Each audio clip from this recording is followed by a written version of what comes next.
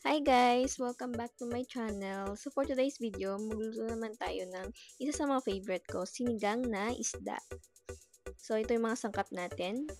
Kangkong, isda, okra, talong, kamatis, sibuyas, labanos, at saka yung sampalok natin guys. So wala tayong available na powder or sampalok na ano siya, na hilaw ba yun or ano. So una guys, magpapakulo lang tayo ng tubig. Lagay natin yung kamatis. Tsaka isunod natin yung sibuyas. After that, pagkakulo niya ng mga 5 minutes, hanggang kumulo na siya, lagay natin yung binabad natin na sampalok.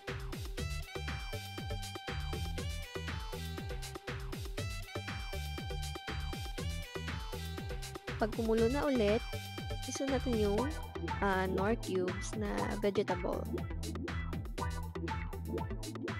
Tsaka lagay natin ng asin para sa kanyang taste. At saka isunod natin yung ulo ng part ng isda guys, yung ano, kasi mas masarap yung isigang yung ulo ng isda. Depende sa inyo guys. At saka ilagay natin yung mga sangkap ng mga vegetables. Kasi more vegetables, more healthy. Susunod na yung okra, talong,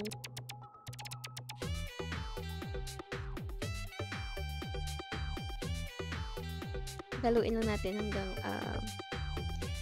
umulo siya ulit. Hindi lang natin siya guys i-overcook. Mas masarap kung half cook lang siya yung gulay natin. Tsaka isunod natin yung sili.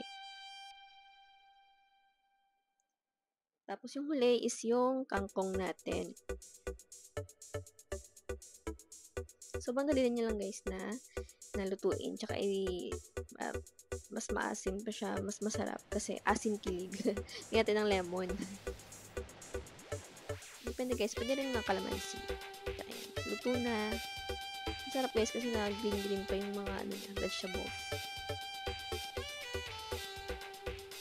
It's time to taste and let's eat! Thank you for watching guys. By the way, don't forget me to subscribe my channel. Thank you so much for the next video again.